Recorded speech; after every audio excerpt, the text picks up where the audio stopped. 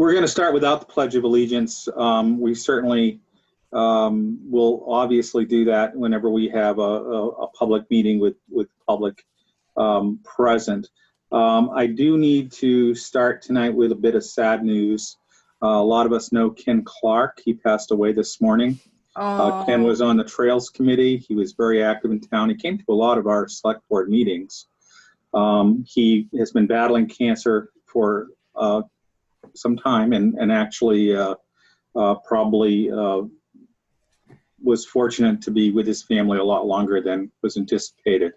I only saw him a couple times during that time period, and he just had a wonderful view of things and spending time with his family, and his outlook was just so positive. So I'd like to start with a moment of remembrance and silence for Ken Clark and, of course, Lori and his children.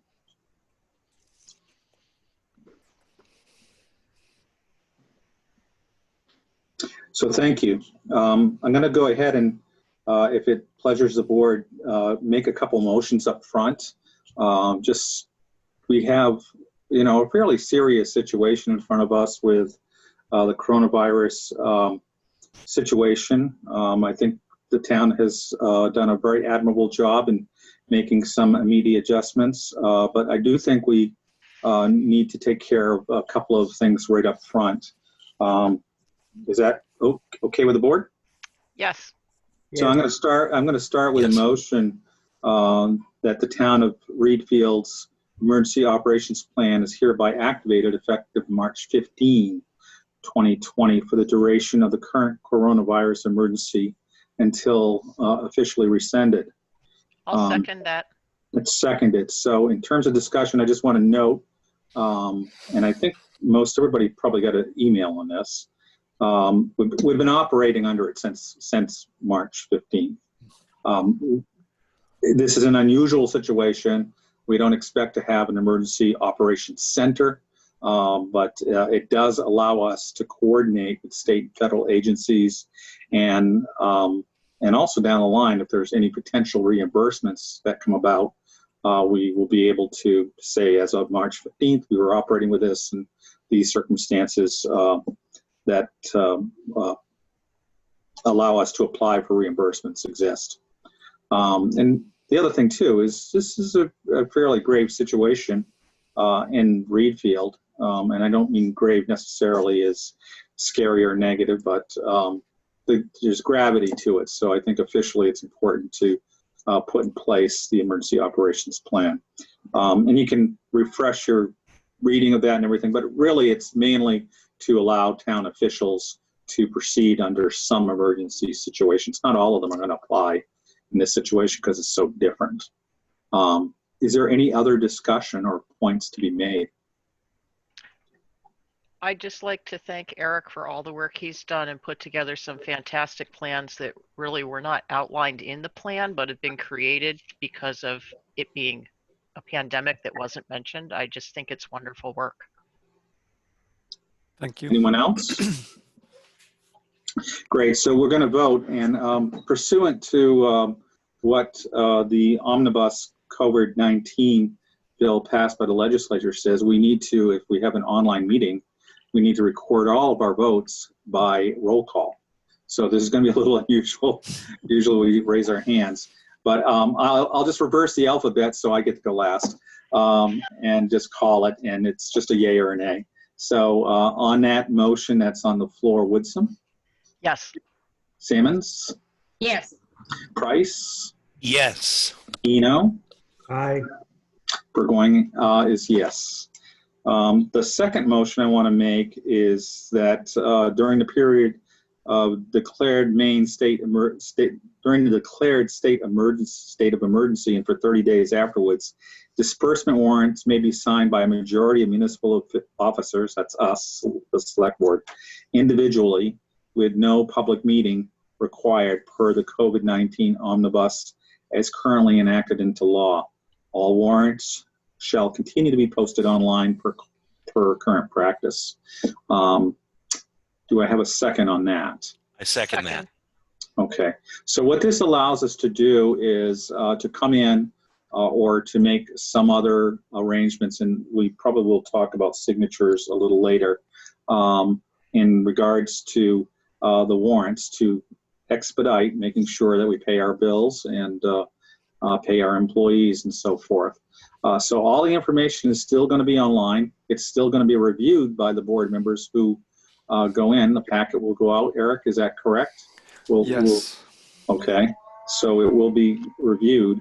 It just allows us to basically social distance, if you will, on that particular matter. So we don't have to gather as a group. So individually, we can go in and sign, and once the warrants that require a majority reach 3 signatures, they can be affected.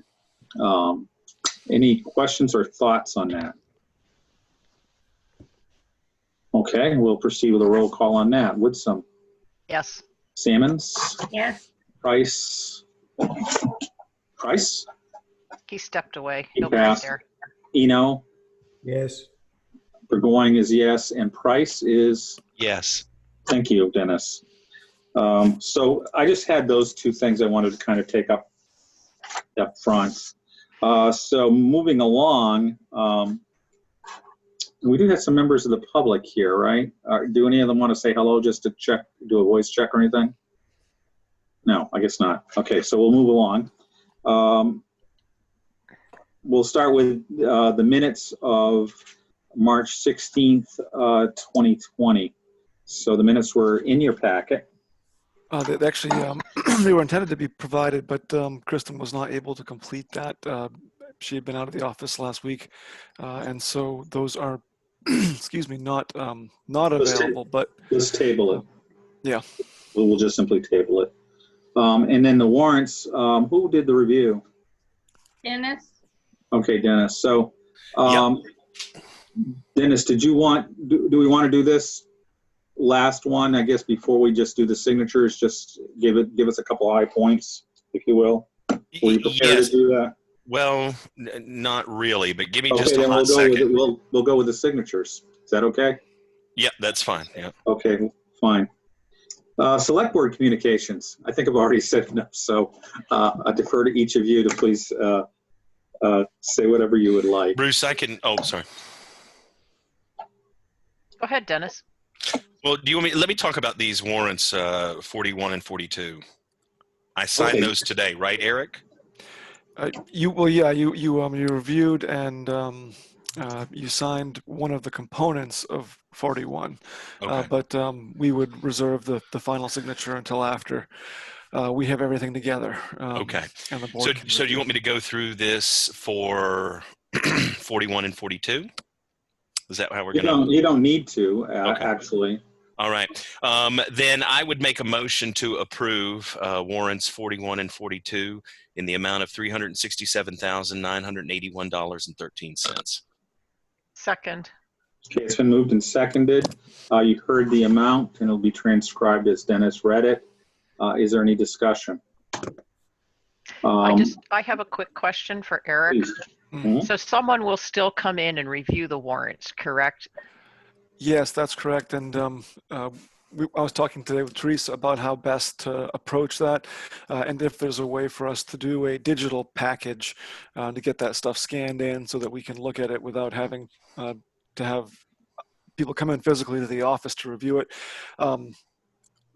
We'd like to get to that point, but it is challenging because we're putting stuff into the file on a daily basis, more or less.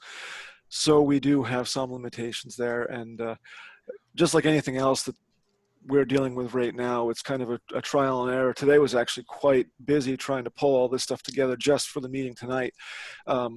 It was 4 o'clock we got it finished up. So it's a learning process, and we do want to keep it smoother, and ideally we would not have someone coming in, but right now that's what we have. And I mean, we may end up, we'll have to figure out if we can do electronic signatures. We need to check on that, if that's something that's available to us. We can also use our individual mailbox as a drop box, and that may end up being somebody gives a review, and then if you have any questions of the reviewer, who is the reviewer this next quarter? Were you, Chris? Yeah, it's me. So if they want to put the stuff in my mailbox, I can go down, take it out, review it, and put it back in.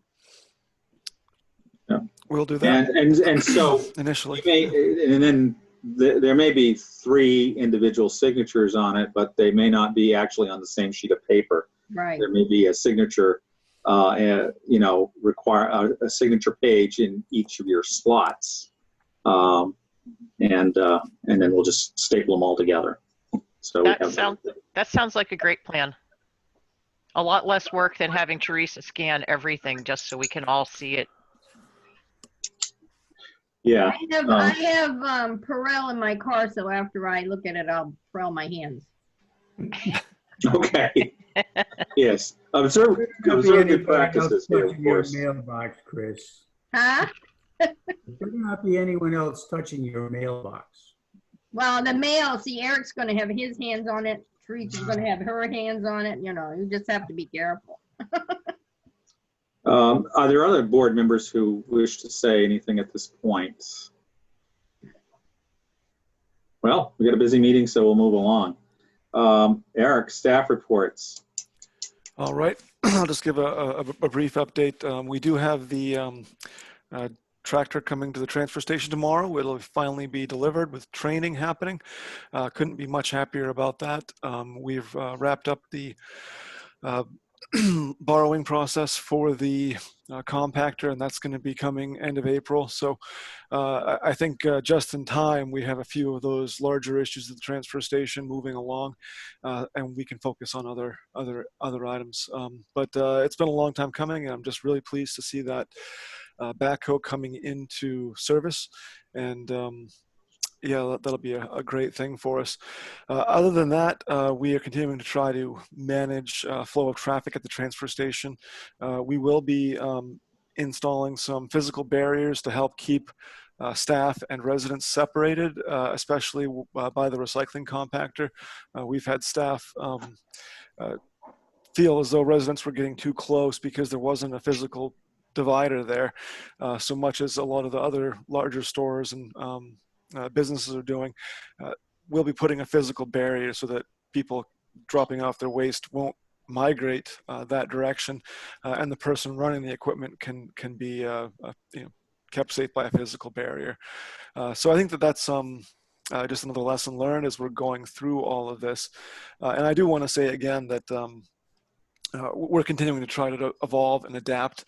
And today we had payroll. It was a challenge to try to figure out how to get all that information scanned in and sent to Teresa, who is working from home every day except for Thursdays.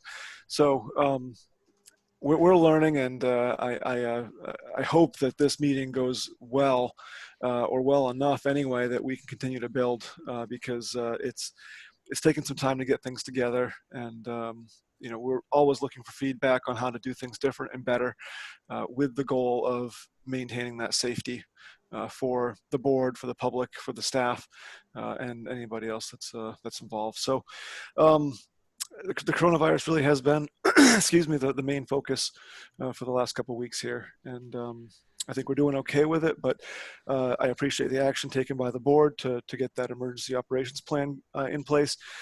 I will say that I spoke with Lee Mank today about having a regular meeting with myself and him and a member of the select board to further that goal of having the unified communication.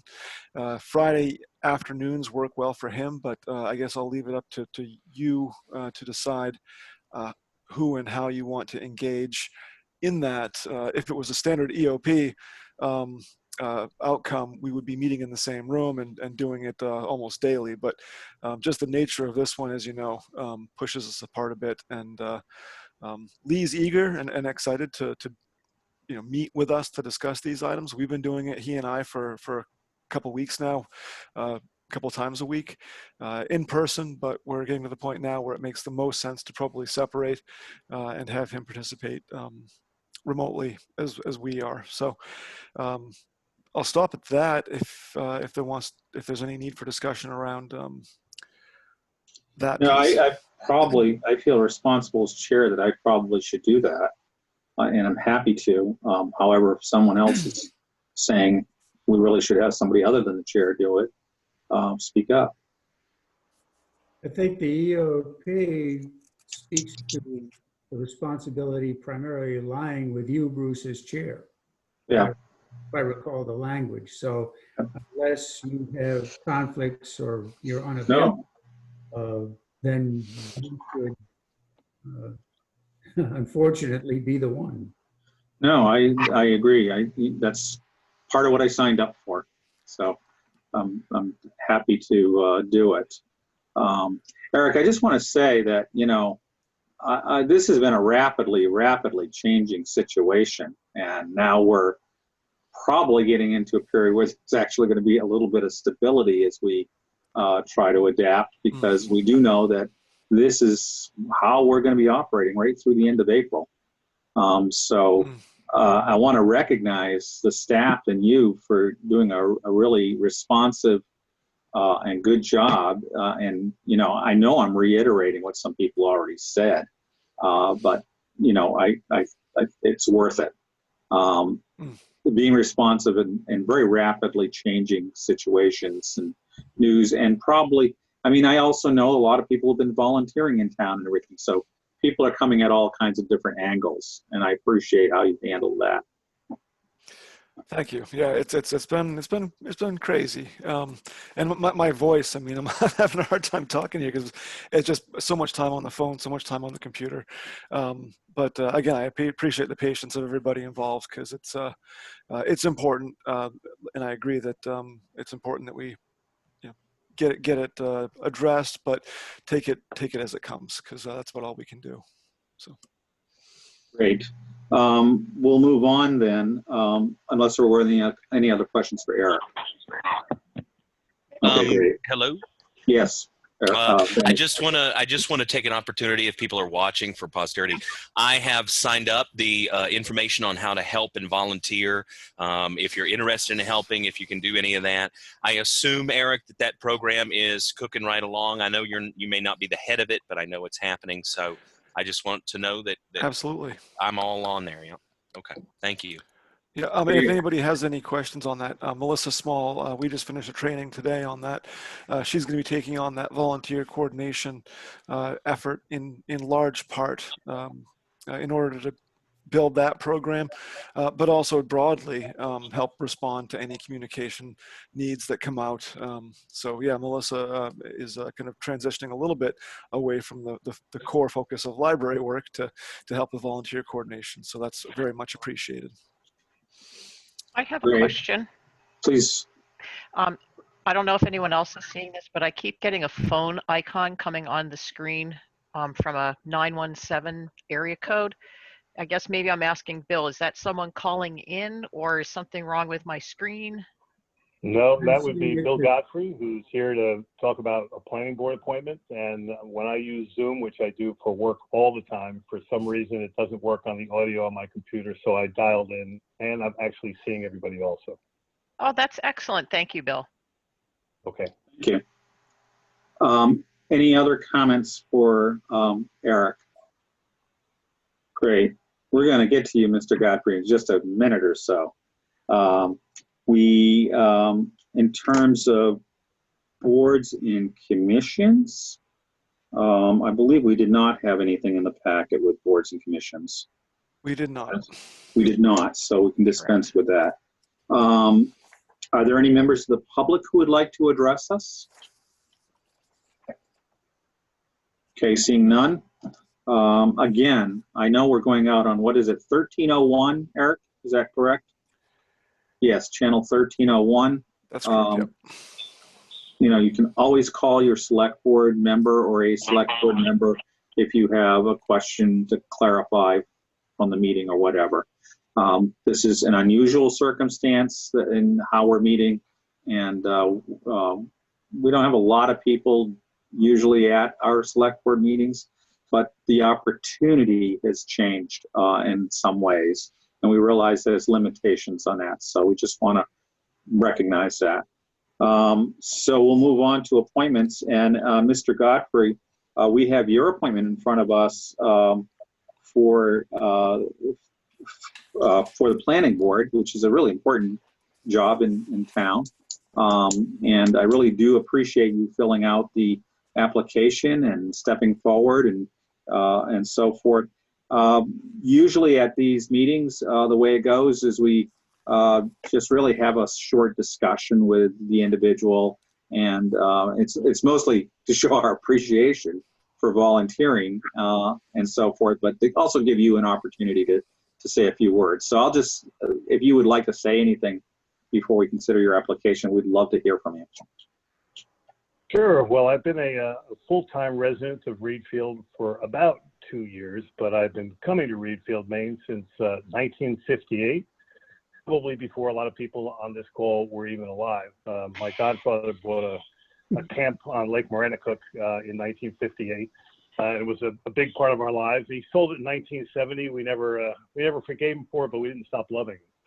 And in 2002, I bought a camp on Lake Maranacook, and my wife and I decided that this would be where we'd like to retire. So while we're not retired yet, and we do work from home, so for us, this situation is kind of normal.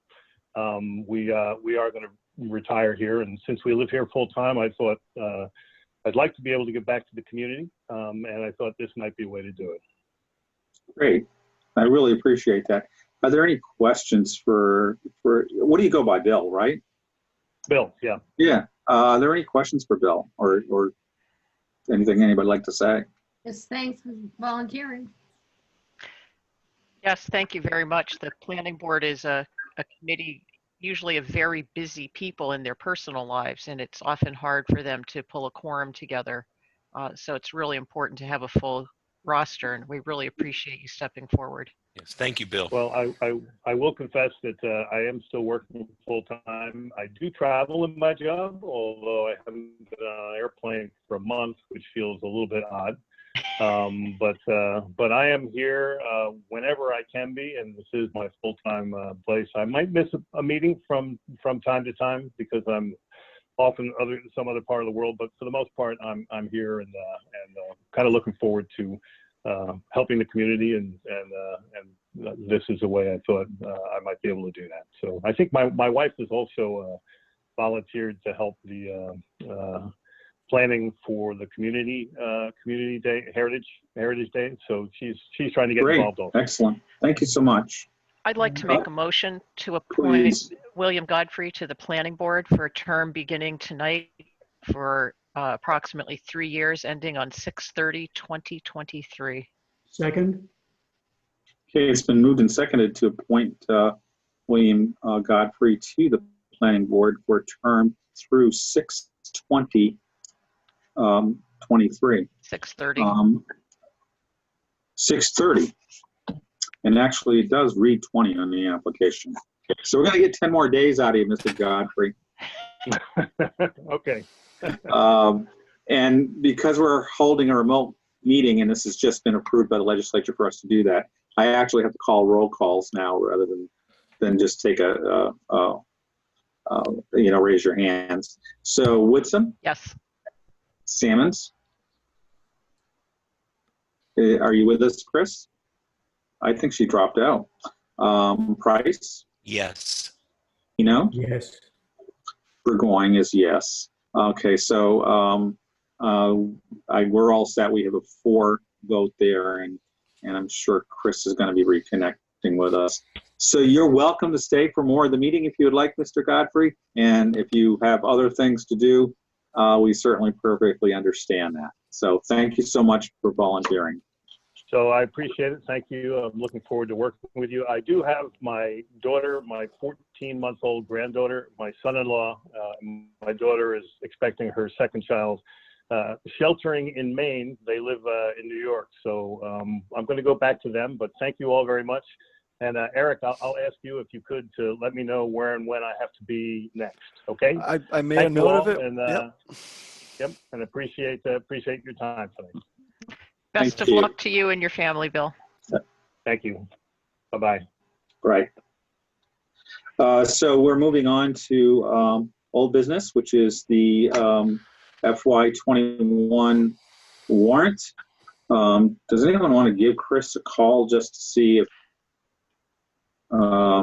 there was an issue? I can do that. Yeah, she was on, but no picture, and now she's not on at all. So we'll bear with this. This is going to be part of the. I don't think it'll be a big part. I think eventually we'll get it right by the time we don't need this anymore.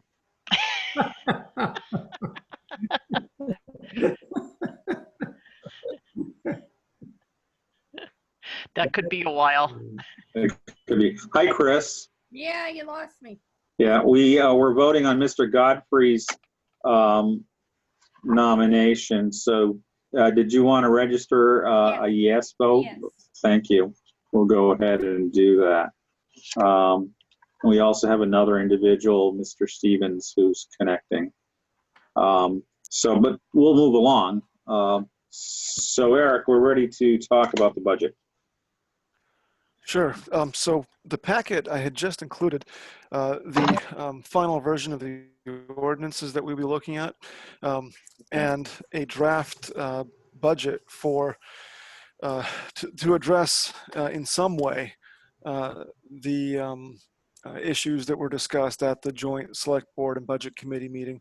The 10th draft does include revisions, downward revisions to the a number of categories that were impacted when we had a recession in 2008, 2010, or 11.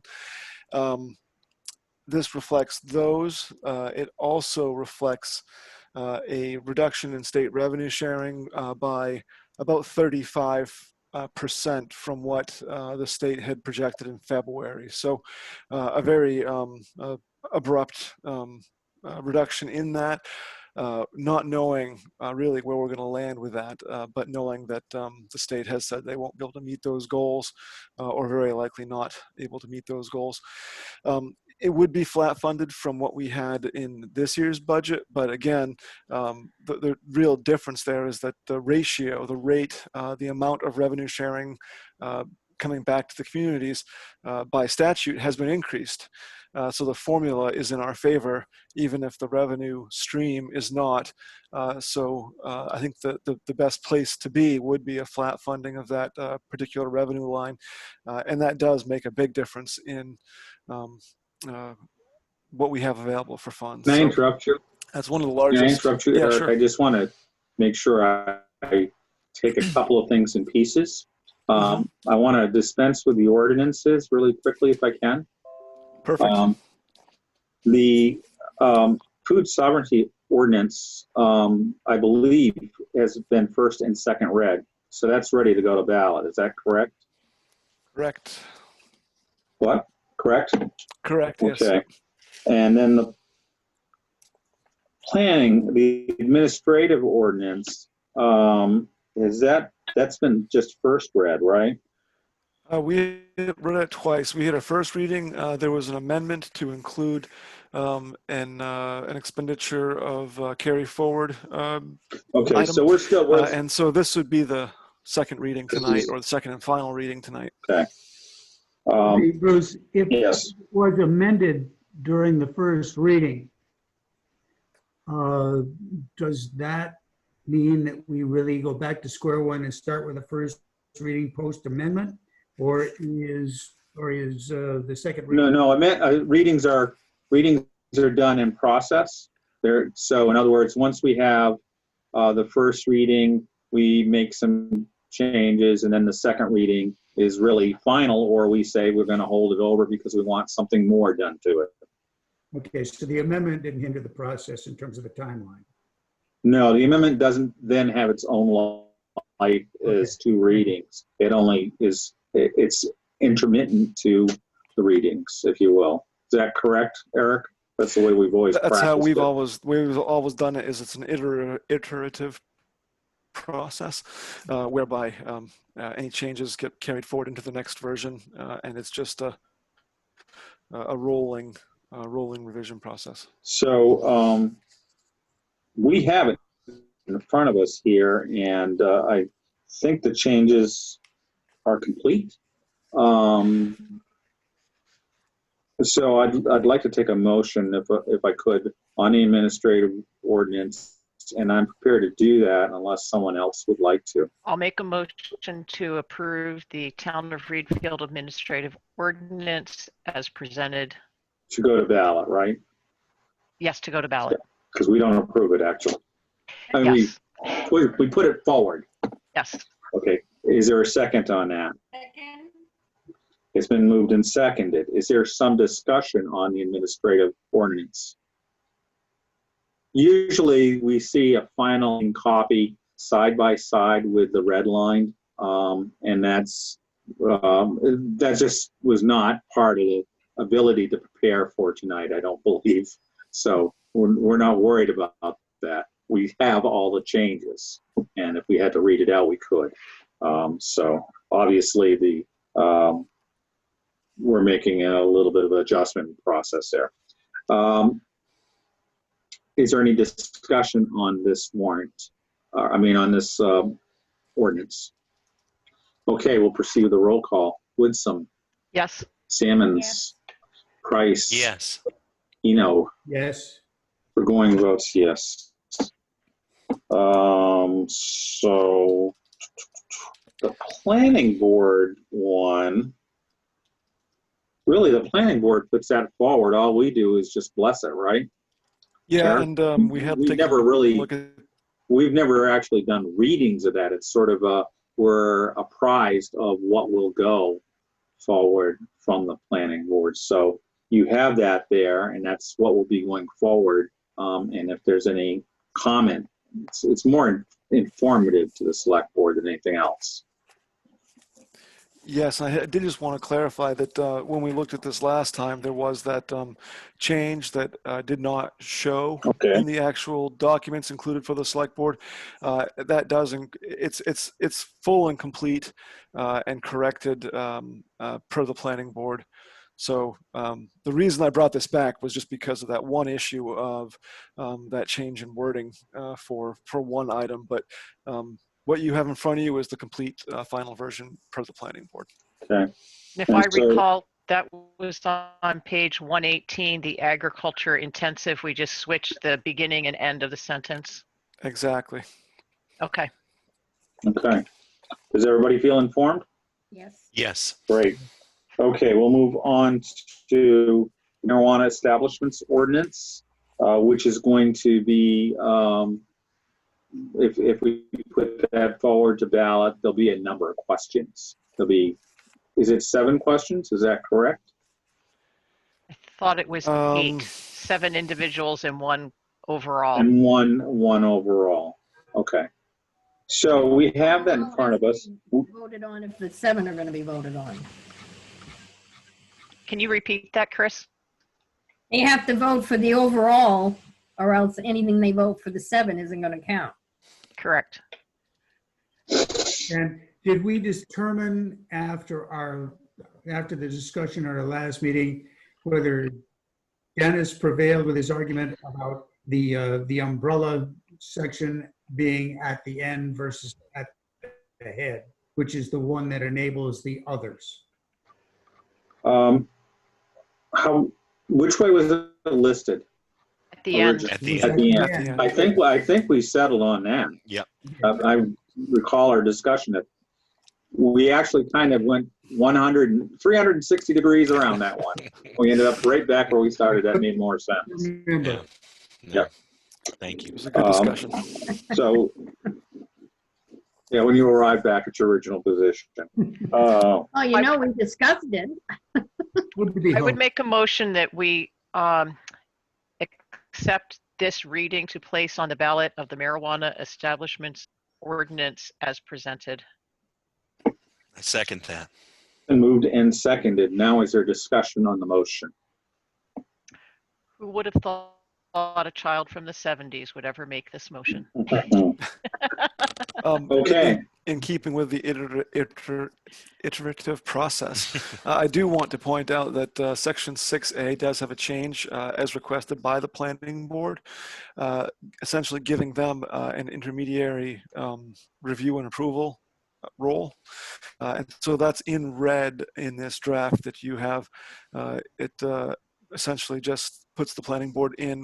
The code officer brings this forward. The planning board would review and approve. And then the final decision on permit issuance would be the select board. So that's the one change from the last draft that you looked at last time. I think Okay. procedural process and streamlines the review and presentation for applicants. So it makes sense to me anyway. Well, it's kind of normally how we do business on other businesses as well. And we've talked about that this isn't that different, if you will, from other businesses. Regulated businesses, I should say. We'll go ahead with the roll call. Woodson, Yes. Sammons, Yes. Price, Yes. Eno, Yes. and Burgoyne votes yes. So now we'll let you talk a little bit more about the numbers, Eric. And so basically, Why don't you introduce let me. it? Yeah. I'll go ahead and give you a precursor, okay, if you will. And that it just simply, we had number 9, and we had a very robust discussion the other night with the budget committee. I thought it was extremely helpful. I really appreciate everybody who participated in that discussion from the select board and everybody from the budget committee that was giving us good information. I got a piece of feedback from a member of the public that they really felt that they could see how we were grappling with that. And you may have received that information as well, I'm not sure. But it's a tough one because as I expressed at that time, whatever decision we make on this budget draft, and I'm very cautious of saying something like this in public, but it will be wrong because we don't know what the numbers are. So all we can do is go for a scenario that we think will be helpful. And there's 2 parts of that. There's a warrant article that I would like to put forward, and there's adjustments to the budget to try to make sure that we prepare for a revenue loss. And that's primarily what we've done, Eric, right? I mean, there is That's a exactly couple right. of things on the expense side. We're bolstering general assistance. Is that correct? Yeah, general assistance and the overlay, which includes covering poverty abatements, both increased 150% or more, I believe. So you really covered the summary, and I don't think I need to say too much more about the numbers other than to say that we did make those revenue reductions. We did offset them with use of undesignated fund balance. By doing so, it puts us on the knife's edge, so to speak, of our 2/12 policy of maintaining 2 months of reserve for all of our operating and capital expenditure estimates, including the school. So by doing this draft, we have maintained the mill rate projection, including the 3% estimated school increase. But all of that together, we're still within tolerance for our policy on reserve balances, which I think is the right place to start this situation, because then if we do have something that happens that's much more severe than what we expect, we can still go into those reserves. We still have those 2/12 as we always have intended to. This just gets us right up to the starting line if and when we need to do more. But I think it does it in a responsible way. And the feedback from the budget committee and the select board was really helpful, as you said, in pulling all this together and giving us a place to go. So yeah, that's all I really had for the numbers, unless anybody has any questions on the specifics. But I think we went through a lot of that last time. Yeah. Just one point on those 2 line items that you mentioned that are going to increase by 150%.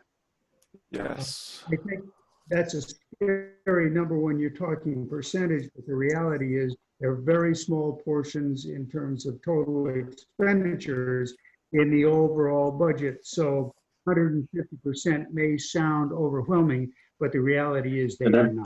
That's correct, Ralph. And Yeah. I mean, the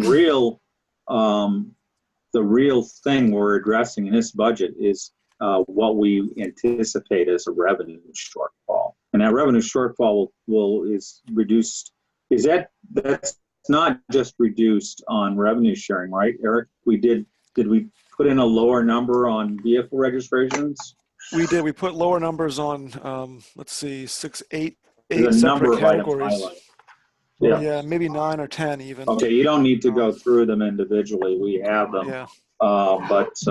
Yeah, so I mean, that's what we're trying to address is the fact that revenues, and that's why if residents thought that we would be changing the mill rate, it's really balancing our budget at a lower level.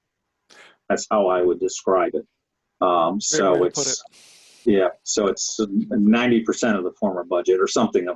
That's not the right number, but it's the same idea. It's balanced on both sides. And quite frankly, with us being $3 and some odd cents, 60 some odd cents in the whole mill rate, our impact would be minuscule.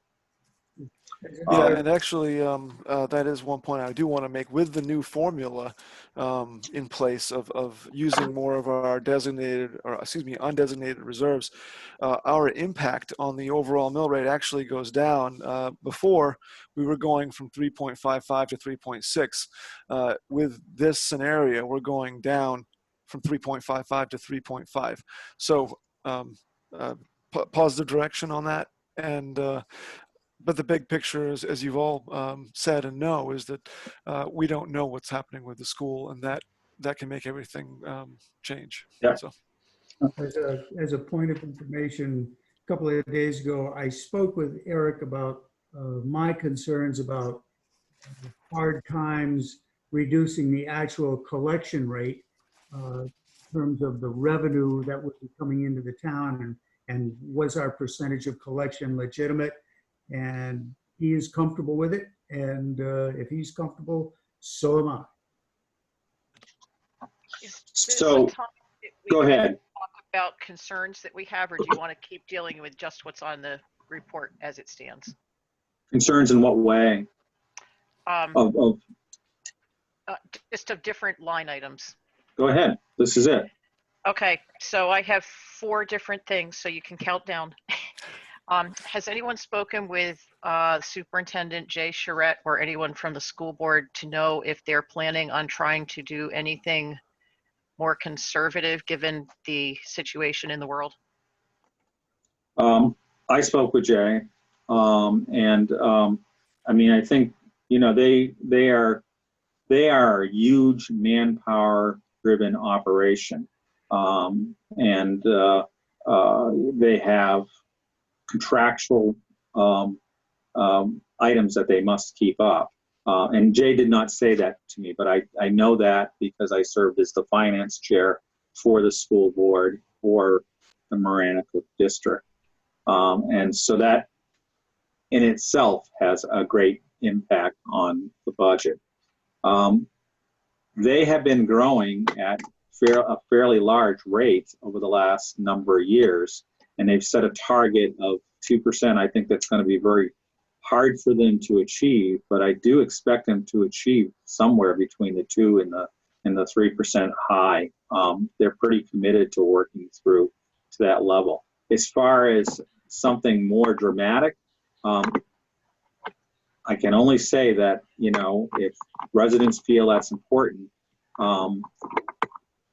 they should plug into that governance.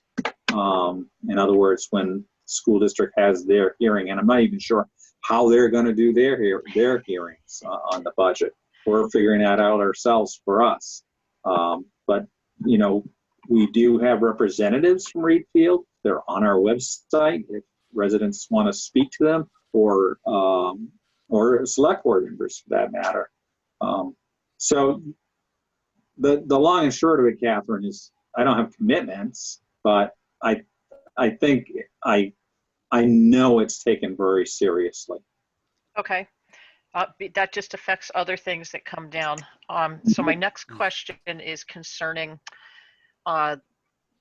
the secretary, let's see, the Maine Department of Revenue, I think, or the Secretary of State suspended all registrations, licenses, inspections, et cetera, until 30 days after the end of the state of emergency, which, given the current news last night, and I believe the governor will update us by tomorrow because her order, I think, was through the 31st of March. I'm wondering, my guess is that people won't re-register their cars if they don't have to. And Eric, I'm wondering how much we have collected through March. The last number I could find online was only through January. And I'm just wondering how close we are to budget and how much shortfall that might give us. And then how would that affect the undesignated fund balance that we're using to fund this next budget? Yeah, it's a good question. I'm actually just, I was trying to get ahead of that and look online here. Let's see, I'm in our accounting software right now, trying to get printing, current account balance. So while Eric's looking for that, I don't have the answer to that in a specific way at all. But we have been running ahead. Yes. So we're fortunate that we've built up a head of steam on that one.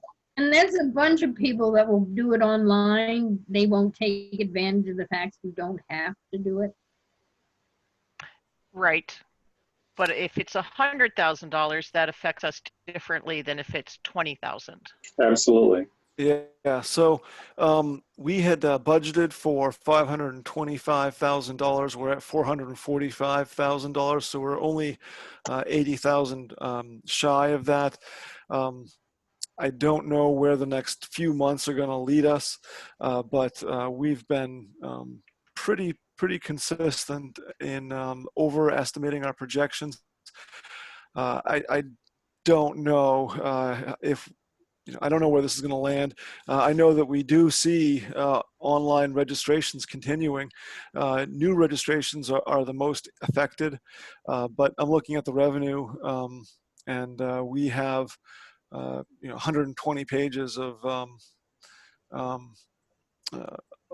registration information here, and it looks like we've just continued to bring those in. Through April, May, or through March. Nothing for April or May, obviously, but yeah, we've got a lot of revenue. Sorry. Is that something that, and I don't want you to look, it's just a feeling. Yeah.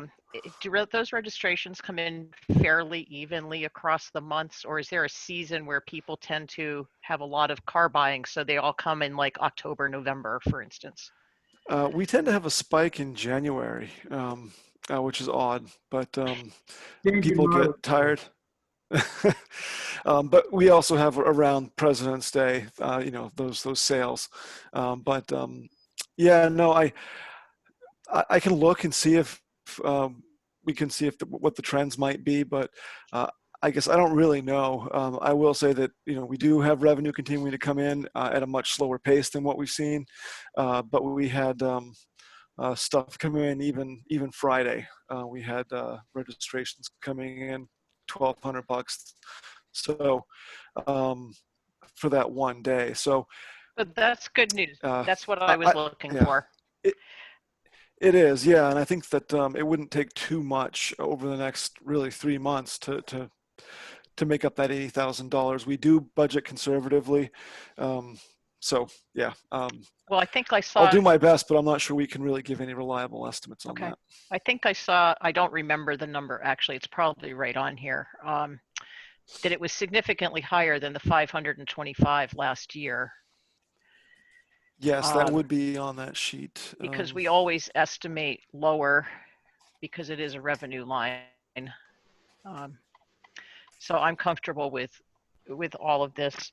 And my next question was on the mill rate, and that is scheduled to go down. I believe I'm hearing that correct, Bruce, to 0.5 from 0.55? I think the way that's working is how the balancing of the different pieces coming in to make up the mill rate is changing somewhat, because as a percentage of the budget, the municipal portion is going down. We only have that same standing estimate of what the school district will be at 3%. So we end up at the same place for the overall mill rate. Okay. Is that correct, Eric? That is, yes. That's a good way to explain that. It's just that our ratio, our relative share is going down. And, because we're using more undesignated funds to balance, so that kind of draws our impact on that mill rate down. And to answer your question earlier, Catherine, I did look. Last year we brought in $573,000 in excise tax revenue. So that was pretty impressive. And I think that, if we suffer a 10 or 15% loss, we shouldn't have much trouble at all meeting that 525 goal that we had established. But who Excellent. knows what the impacts of this are going to be. So. Right. And so then my last one, I'm on number 4. There had been some discussion, not anything in, stone, but about whether we should continue on with a large capital. Looking up the Plains Road was really the only big thing, other than that's really it. And I think that was $120,000. I know we're a small part compared to the school part, but I'm just looking for everyone else's thoughts on keeping the mill rate the same or possibly being able to decrease it. My thoughts, that you asked? Yes.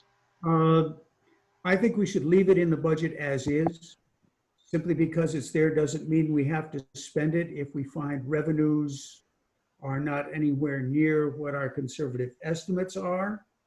And if we don't spend it, at that point, we'll end up with a positive balance, hopefully at the end of the year, to our advantage. The only problem with not doing capital projects that are scheduled maintenance is that in the long run, as you all know, it will end up costing us more. But I would leave it in. Yeah, I would agree with that, and that's why I support putting forward a warrant article that empowers us to make some changes. I do feel that, if we have a capital project and people have voted for it, that the intention is that we are going to follow through for voters and do that.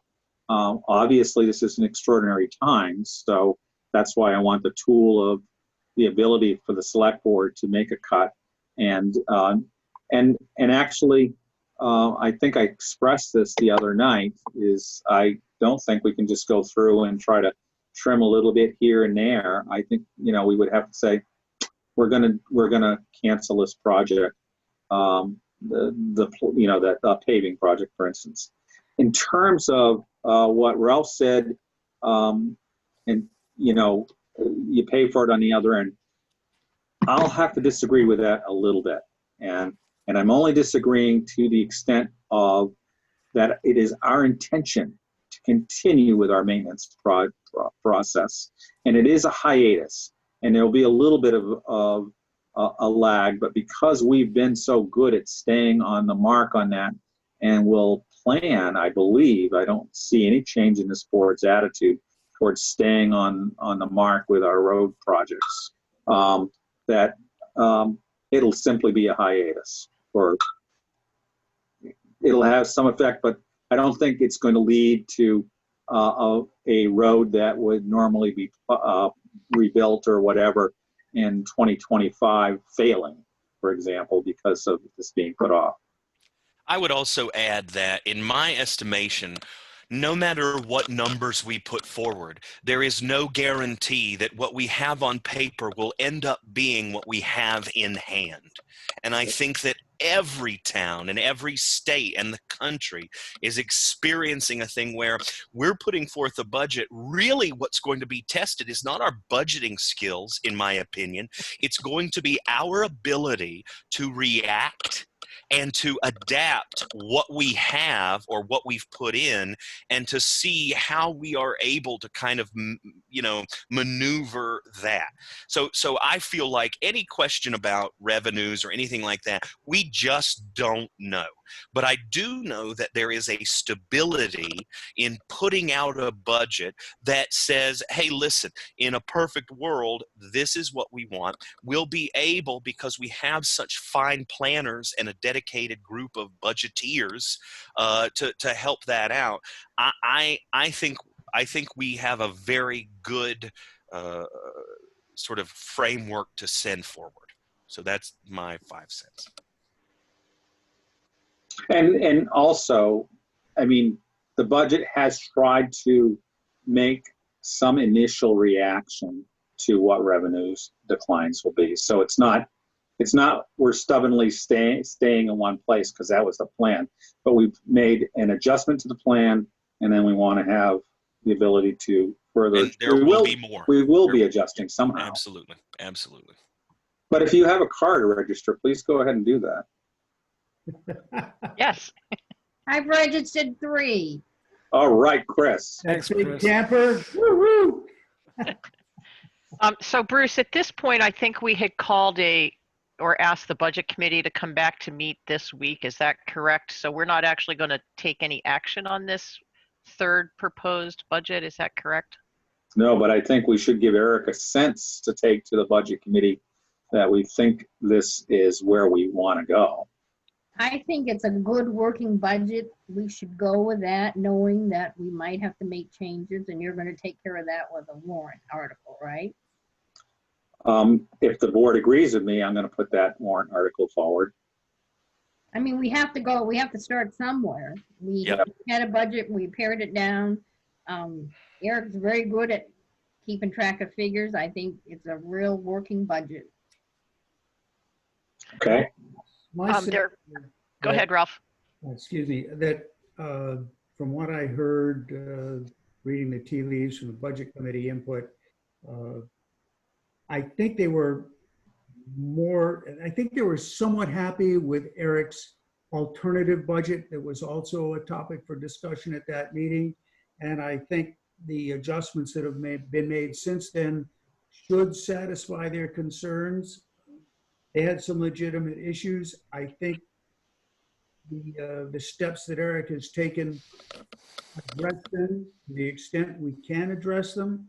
And I would suggest that it would be the sense of the select board as we agree that the alternative to date passes muster as far as we are concerned, and we would ask that they go along unless they have other significant suggestions or objections.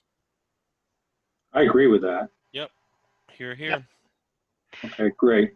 Bruce, We have you have- done any work on or I'm going to assume no, because it was just Thursday, but on the language that several people had asked about? I think it was especially Ellen Schneider. Yeah. And I've given some additional thought to that. And the language is not going to become, the more specific we make it, the more convoluted the tool becomes. And that's kind of where I'm at. I can either show this on the screen or read it out again. And I'm really open to making some adjustments in it. And I want to make sure that the parsing of it, if you will, makes sense to people when we explain it. So would you like me to read it or put it on the screen? Read it. Okay. Shall the town vote to authorize the select board to make emergency expenditure reductions and, if necessary, transfers from the unassigned fund balance, parentheses, general fund, up to 25% pursuant as necessary to meet projected revenue shortfalls due to the coronavirus emergency to the extent authorized by state law during the ensuing year. So the question is, do we go to the well more than once for 25%? And the explanation is no, that's not our intent. Our intent is not to do that. And our intent would be, but however, if I put additional clausing after that, clauses, it makes it very convoluted. We get into a lot of commas and so on and so forth, and I think an inelegant question. And I'm open to good suggestions to make this clearer. Another area is, what is the coronavirus emergency? Well, I think, again, that is, you trust your select board and give them authorization to do this because you trust them to be able to define what the coronavirus emergency is. Coronavirus emergency isn't to put an addition on the town hall. It really is for things that we can legitimately face voters and say, this really related to that, and this is how we wanted to address it. And then finally, not spoken in this warrant article is the fact that if we're in greater trouble, then and this was also said at the meeting, whether we had this warrant article or not, we're going to deal with this. I mean, that's one way or the other, we're going to deal with it. I just like at least a couple things in the toolbox up front, if you will, than to have to run back and figure them out. But if the shortfall is greater, if hundreds of people are laid off for the entire summer, I mean, I have no idea. I'm hoping that this doesn't happen. Then we'll have to have a floor town meeting and discuss it. Well, I think you've hit everything right on topic, Bruce, and it gives us an option if it's approved by the voters. It gives us something to work with before we have to call a special town meeting. And we know historically that those don't draw as many people, so you don't get an opinion from as broad a range of the residents of the town. So I think this is a good idea. My only suggestion is, and not seeing it in front of me, but if we were to insert the words "in total" after the 25%, I don't think that would make it convoluted, and I think that would address the how many times are we going to the well? I think that's right. I think that's very good. And I didn't think of that at all. Not to exceed or not to exceed 25%. Well, I think in total it actually really works well. And of course, I'm happy with whatever you, Eric, and legal counsel come up with, because we always trust legal counsel that it's done according to law. I like the idea of having a warrant that gives us an operational safety net so that we can react in a timely way, as opposed to having the cart way ahead of the horse after the fact and going to the town and saying, boy, we got a problem, here's what we need to do. That said, in Catherine's sentiments, and I spoke with Eric about this too, I want to make sure that that 25% does not enable us to get into an undesignated fund balance beyond what we would believe to be a reasonable limit. 212 is fine. Maybe that may not be an operational method if we get in a real mess. But I just want to make sure that the ordinance specifies in some way, shape, or form that we're going to protect the fund balance beyond a certain drawdown limit. And I think after Eric explained it to me, I think it does that. But in total, Chris, I think creates that comfort blanket, if you will, that speaks to that component that basically gives us carte blanche to draw down the fund balance. That's correct. You're putting a limit on it. Yeah, no, there is a limit on it now, 25%. I mean, the other thing is, what's that? Incremental, we could pick away, and then find ourselves beyond the limit. Well, Perhaps, I don't know. first of all, there are probably a half a dozen ways to find a loophole in this, okay? So my intent was not to write a loophole-proof ordinance, okay, but to basically give the select board as representatives of town voters the tool, if trusted, to address things. I did word it specifically in the manner of emergency expenditure reductions, and if necessary, okay, because quite frankly, I mean, I've handled multi-million-dollar budgets for newspapers before. It's going to be the expense side that you're going to hit first. Oh, yeah. I mean, that's just the most logical area to go, unless there's some certain flushness that suddenly occurred, like the federal government gave us money or something like that on the other side. But I don't see that as reality. So it's expenses first, okay, with some adjustments, and then there are some expenses we say that's too hurtful for us. Now we need to take a look at bringing forward 5% of whatever money's on hand, or something like that, or 10% to address the problem.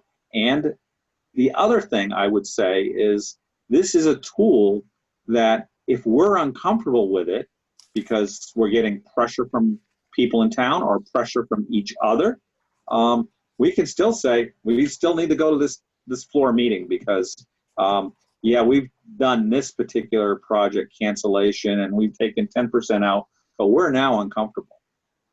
So we still want to go to voters and talk to them. I agree. Simple is beautiful, and if we clutter it up, it's just going to make our lives much more difficult should we need to pull the trigger on this. Every clause you add adds a loophole on either end. Yes, it does. Do you need any motion from us, Bruce? What I would like to do is have consensus, if you will, to do a final draft of this.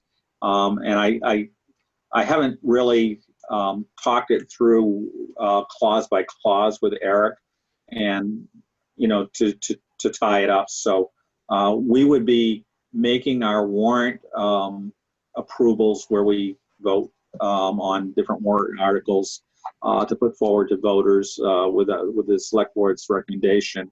And at that time, we would actually do a vote on this. But I would like a sense of the board, if you will, that we do want this tool. I'll take a stab at it. I'd like to say that the select board asked the town manager and the select board chair to take the third revision of this budget that we looked at tonight to the budget committee and to finalize a draft ordinance warrant article dealing with emergency spending and expenses. And is that something we want to just have consensus on, or are you Yeah. feeling that needs to be a That voted sounds motion? great. I don't Yeah. mind this at all. Thank I you. agree. Okay. The meeting is fine. I probably would not go to a budget committee meeting unless invited myself but I'm happy to if it's useful. Well, my intent was that Eric would do the budget and you and Eric would do the warrant article. Yeah. Okay. That's my intent too. Okay, Well, great. good. So how are we at this point time-wise? We're at 7:39. I think we're good. We just have the weather vane and one Yep. other item. I do want to make sure, are we wrapped up with the budget then? Yes, Is that in a let's good keep place? moving. Yep. Okay, I'd like great. to add one quick thing just on the scheduling because we're kind of getting close to that final picture, but we haven't gotten there quite yet. With the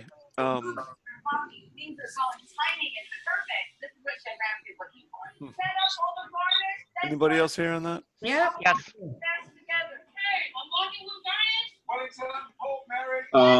I think Bill can mute that. I Here, hope it's so. been muted. What we're doing. Oh, that's the reason for headphones. So the point I was going to make is that with the select board meeting tonight, we can get a direction, and I think you guys have done a great job pulling things together and heading forward. The budget committee Thursday will consider the proposal, that draft 10, make any changes, amendments, adjustments, just consider that warrant article that Bruce has been working on, and that can get moved forward to a final vote for the select board that will include the full language of the warrant, so that the numbers that have been presented can be brought into that, all those articles that similar to what we saw last time, but with the new numbers. That hasn't happened yet because we haven't settled yet, but my hope is that we can wrap that up next Monday with a special select board meeting, and then if necessary, and only if necessary, have the budget committee come back to make another final approval, because the two things that need to happen are the select board has to recommend and approve the warrant and make a recommendation on yay or nay on the articles that relate to financial matters, and the budget committee has to do the same, so it always makes sense for them to follow, and if there's any changes that have been made, they have an opportunity to say yes or no. So as far as the final schedule, I'm hoping to have a special budget committee meeting next Thursday following that special, only if necessary, following the special select board meeting on Monday. And I just wanted to put that out there and see if that made sense and was attainable for the board. Thursday's good for me. I mean, Monday's good for me, the 6th. Yep. Me also. I'm fine. I am as well. Great. Dennis, you can join us on the 6th. Your mic is off. Okay. I don't know why his microphone is off. It's refreshing now. There Yes. There he is. Yes. I couldn't find. I have We got one on it. my little dealie, and I was like, we go. Okay. New business. So back onto the seriousness of the local COVID-19 response and the activation of the emergency operations plan. We have done that, but Eric, did you want to give us a little bit more information on this, or are we happy to just move along? I'm happy to just move along. I think, as I said, we're looking at moving targets all over the place, and we just keep trying to stay abreast of what's happening. Try to foresee, if we can, a little bit of the need that's going to come out of all of this. But yeah, we're just trying to find some balance in keeping the staff working, maintaining the safety of the folks that are here, all the things we've talked about. So I don't have anything else to add, really. Okay, great. Thank you. We're going to move on to 2103, which is to consider a liquor license renewal application for the Weathervane Restaurant. That application and all the paperwork is in your packet. Eric, is that paperwork complete? It is, and I will say that this isn't a requirement for us to do this, just like the auto licenses. Liquor licenses have been extended indefinitely until the crisis is over. However, it doesn't preclude us from taking this action. So I'd like to be able to have this in place and ready to go for when things open back up again. And I know Jeff is eager to get this done as well. So one thing I would ask is that the board suspend the policy of holding a public hearing, which you always have the option to do, given that this is a repeat applicant. And I did congratulate Jeff on his 20th year in Reed Field, which I think is fantastic. That's awesome. Here, here. So that's my suggestion on wrapping this up would be to suspend that policy or suspend the hearing and to take a vote on the Do those have to issuance be of that separate? license. Yeah, It should I'll be. go ahead. I move that we waive a public hearing for the license of the Weathervane I Restaurant. second that. Been moved and seconded. Is there any discussion on the waiving of the public hearing? And this is something, it's not being done unusually. because we're doing this online meeting. We have done this for other repeat long-term establishments in town. So the roll is Woodsum, Yes. Sammons, Yes, Price, Yes. Eno, Yes. Burgoyne votes yes. Now I would take a motion in regards to the liquor license. I would move to approve the liquor license submitted by the Weather Vane as presented in the packet. Second. It's been moved and seconded to approve this license as presented for the Weather Vane restaurants. Is there any discussion? no, I would just add congratulations on 20 years in serving Reedfield. Let's go ahead and vote. Again, it's Woodsum, Yes. Sammons, yes, Price, Yes. Eno, Yes. Burgoyne. Great. Consider administrative action related to the previously approved municipal borrowing for the fire station and library project. So, Excuse me, Eric, if you- Bruce. yes, I didn't hear your vote, so I'm not sure if it got recorded. my vote was yes. Thank you. You'd be shocked if it was no, right? Yeah, that's right. Took care of that. It's Incoming. I'm going to mute my mic for just a minute while Eric speaks. Oh, well, I guess I'm all set. I can tell by the number that it's a junk call. Okay, so we're at the administrative action related to the municipal borrowing, and this is to approve the borrowing. Is that correct, Eric? That's correct. So this is what you have in your packets is the required paperwork from the bond bank for us to verify and commit to the borrowing. It does set out some of the basic terms of the borrowing. One thing that I wanted, I can't remember where exactly it is, but at one point in here, it does reference an interest rate not to exceed 6%. We are well away from that. That's just a standard catch-all in case there's a change. And so I think right now we're still at about 2.5% for municipal borrowing, which is good. But we'll find out when they do the final issuing of this bond. And my schedule says that would be on, let's see, April, final documentation, pre-closing, closing, May 21st. So we've got a little bit of time.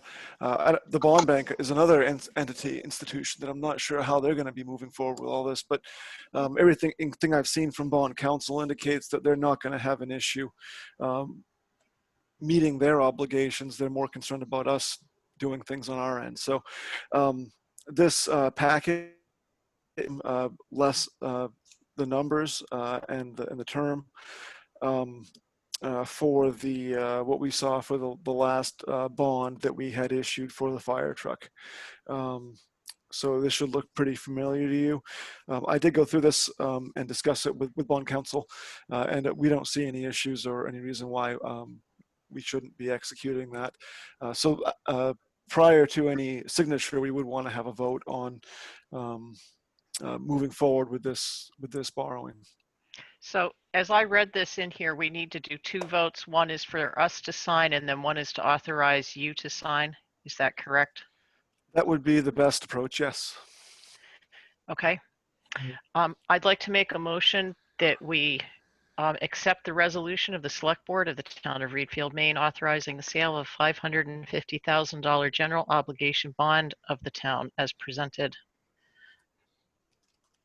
I second that motion.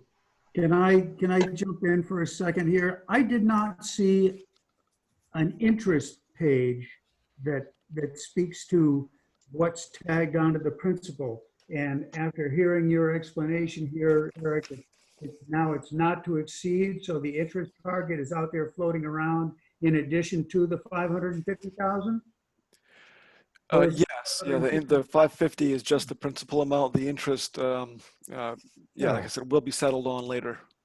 Look, Is that, I got a problem with this. I mean, usually when you accept a borrowing package for your municipality, you know what the net cost is going to be, and I don't see how we can do that without knowing what the interest cost is going to be. Well, it won't exceed 6%, right? But that's 6% is insane. But we're far away from that. Yeah, I know. Just like what he said. We're far away from it, but it doesn't preclude the possibility that it could escalate. When you sign a loan document, it should be principal and interest inclusive so that you know what your cost is for your out years and you can plan. Right? Well, is this out of the ordinary? Is this something that is new and strange to this budget, Eric? It's not. It's just Okay.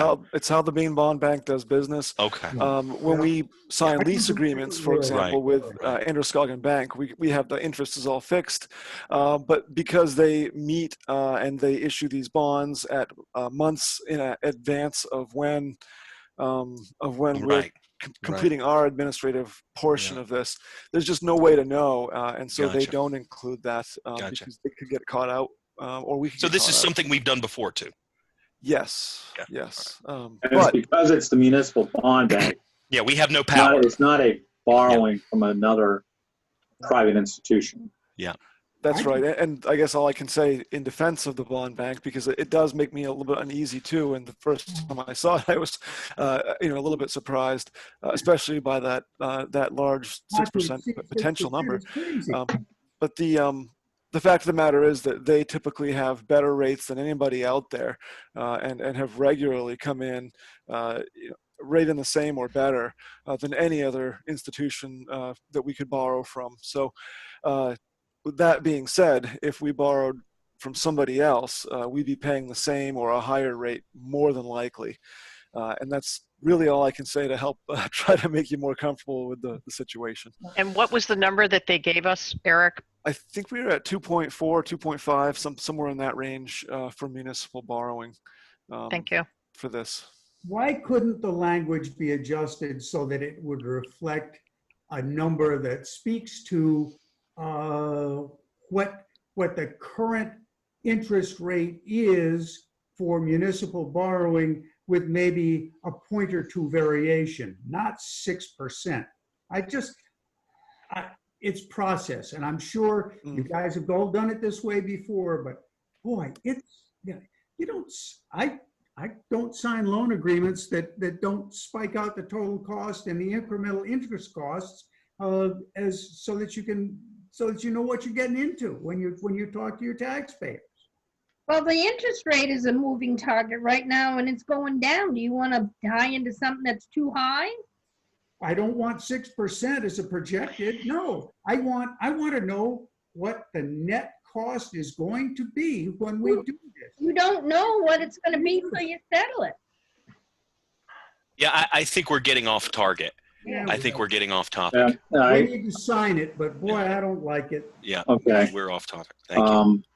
And I mean, essentially, this is the instrument that is presented to all municipalities in Maine who wish to borrow from the Right. bond bank. That's just Is it. that correct?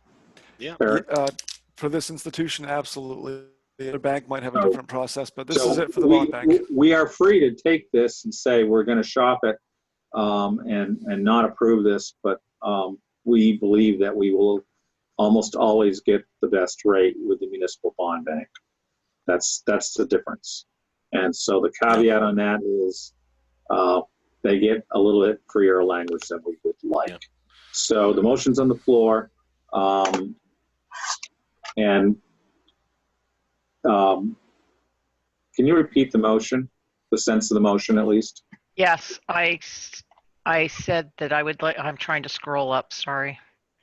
I said that I would like the select board to approve, and I read the title of the resolution. Okay, thank you. Okay, so we have Second that. Yep, and it was seconded. Okay.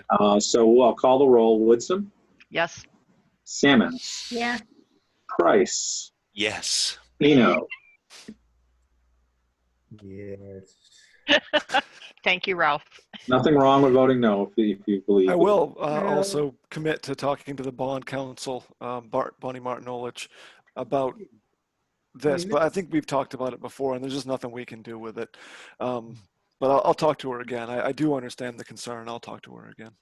Okay, and I'll cast my vote as a yay as well. So, for As going you to said, this. if we don't like it and when the time comes, we don't have to take it. Okay, I'm going to make a motion to authorize, I have to get who's authorizing, to authorize the town manager to sign on behalf of the town of Reedfield, the loan agreement with the Maine Municipal Bond Bank as presented. I second that. Okay, we have that motion and it's been seconded. Is there a discussion on this motion, which is in effect the final agreement, the executing agreement? Is that correct? Would that be a way to term it? Okay. Is there any discussion on that? Seeing none, let's proceed with the vote. Woodson, Yes, Sammons, Yes, Price, Yes. Eno. Yes. Burgoyne is yes. Okay, so we've, is there a third one, Eric, that we have to do, or is that the warrant article? There's another item that we would do when we actually when we do the borrowing. The board would need to sign, but that's not until May. And then so that will have, when do you actually need the signatures on this first one? We'll make sure we get them this week. It's not Okay, so this one, super sensitive, but this one we do need to all sign on the same page because it's being presented forward to a bond bank. yeah, I think that would make the most sense, and we could do the alternate pages, but I'll talk to Bonnie on that as well, and if we can do it one at a time, we'll do it, but if not, or if it looks better, we'll just do it on a single page. I mean, I'm happy to just have an appointment that, on Monday morning, I come in and sign mine, and Dennis Monday afternoon, or, whatever. So we move it along that way if we need to. Okay. can I assume that the last one that we did not approve, Eric, that you said we'll do afterwards, that one will have the interest rate printed correctly on it? Yes. Okay, here you go, Ralph. Great. It better be about 0.5%. Because we're meeting online, and I mean, we've done our best in terms of putting out an agenda that we think has addressed everything that we needed to address tonight. Was there anything else that the board felt, particularly with the emergency in place, that we needed to speak to? If not, I take a motion to adjourn. I move that we adjourn. I have a question first. Did we allow time for public comment tonight? We did. Okay, But I do see we have a couple members of the public, and if they do want to make a comment, let's go ahead and allow that. Are Virginia or Grace or anybody else joining us interested in making comments? I see not. Okay. So did I have that motion from somebody? I Good. did, Chris. Mhm. Chris did. And is there a second to that? I second it. Okay, it's been moved and seconded to adjourn. Thank you very much. I don't know if I really need to call. I guess I better. Woodson, yes. Sammons, Yes. Price. Dennis, Dennis. you voting to adjourn? Uh-oh. He's frozen. Eno, Yes. we're going. Yes, we're good. Out. We're adjourned. Thank you, Bye. everybody. All right. Thanks, everybody. Everybody, Thanks. wash your Bye. hands. Be well. Yes.